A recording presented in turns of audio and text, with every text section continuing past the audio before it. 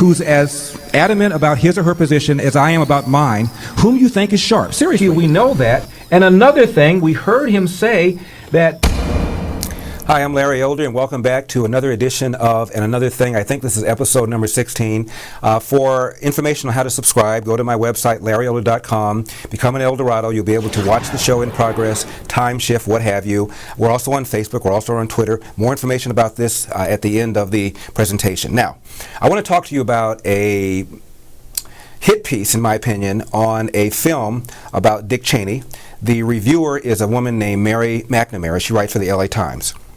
She reviewed a documentary about Dick Cheney. I haven't seen the documentary, and her criticism is the documentary does not beat Dick Cheney up enough. She says that the documentary shows that Dick Cheney has no regrets, and she appears to be angry at the documentary maker for not beating Dick Cheney up and making Dick Cheney concede that he is the evil incarnate. He's the guy that did the 18.5-minute gap on the Nixon tape. He's the guy at the grassy knoll. He's really the guy that shot Lincoln, not John Wilkes Booth. I guess she's unhappy that the filmmaker did not get Dick Cheney to reduce himself to that.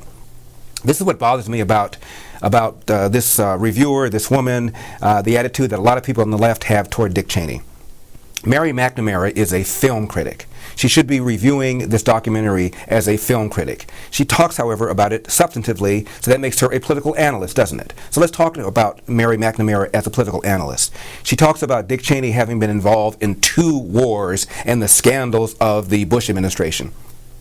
Let's talk about the 2 wars. She obviously is unhappy with the 2 wars. The first war is the war in Afghanistan. I thought that was a good war. Even Obama supported that war. So I'm assuming that Ms. McNamara is not critical of Dick Cheney for supporting the war in Afghanistan. I'm assuming that. Maybe I'm wrong. Maybe even she opposes that war as well, which puts her in the same Michael Moore camp.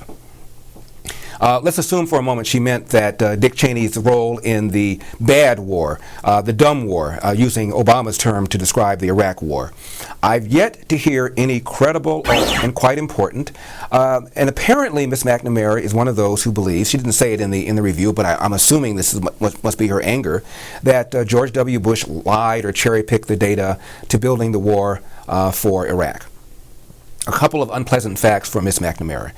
Do you know who Kenneth Pollock is? I bet you don't. Kenneth Pollock was the Persian Gulf advisor to Bill Clinton. He wrote a piece in the Washington Monthly. I urge you to go online and look it up. He wrote a book, by the way, called The Case for Invading Iraq. Now, he did not support the invasion of Iraq when it took place. Understand me. He did not support the invasion of Iraq when it took place. However, in his piece in the Washington Monthly, he said this: however you feel about the war, please don't say that George W. Bush lied about the intelligence. I was there. We had meetings. We had the top senior advisors in intelligence community, and one of us stood up and said, does anybody dissent from the view that Saddam Hussein has stockpiles of WMD, chemical and biological weapons? Does anybody dissent from that view? Nobody did. There are 16 intelligence agencies, domestic intelligence agencies. All 16 concluded that Saddam Hussein had WMD stockpiles. And all 16 felt this way at the highest level of certainty. There's no 100% certainty. I forget the language that they use. It's like closest level of probability or something like that. All 16 had it at that level. All 16. Now, President Obama likes to talk about the fact that he and he alone is one of the major figures who oppose the war in Iraq. Chris Dodd supported it. Chris Dodd ran for president. Joe Biden supported it. Joe Biden ran for president. He was in the Senate. Hillary Rodham Clinton supported it. She ran for president. John Edwards was not in the Senate at the time, but he certainly verbally supported the war. What makes you believe that Barack Obama, who retained all of the George W. Bush anti-terror tactics, including rendition, including enhanced interrogation techniques, Gitmo is still open, the Terror Surveillance Act he still is using, the Patriot Act he's re-upped, FISA court is still operating, all the things that he complained about he's maintained as president. Indeed, he even expanded the drone program, and without going to Congress, he participated in a joint exercise to bomb Libya along with the French and with the British, even though when he was in the Senate, he said any kind of exercise like that would require permission from Congress. In the White House, he did it without permission from Congress. That's how I feel. Now, a couple of your questions. Frank from Pacoima. I'm amazed, Larry, when I talk with people on any given topic, and they clearly give someone the facts on a topic, the supporting data, then the person usually doubles down and further reinforces their belief in something that is factually untrue. Do you have any idea why people do this? Are the facts on any given issue that bad to accept?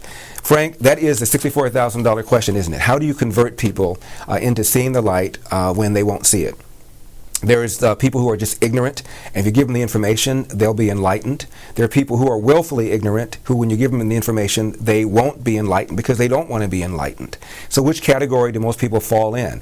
I don't really know the answer to that. All I know is that when you have a worldview, a point of view, especially if it's something that you've held for a very long period of time. I hope you enjoyed this small excerpt. If you want to see the full video, got to be in El Dorado. Go to my website, larryelder.com, log in, fill out the form. It'll cost you about $4.75 a month, or about the price of a mocha frappuccino latte at your favorite coffee house. As you can tell, I don't like coffee. I'm a tea drinker. See you next time.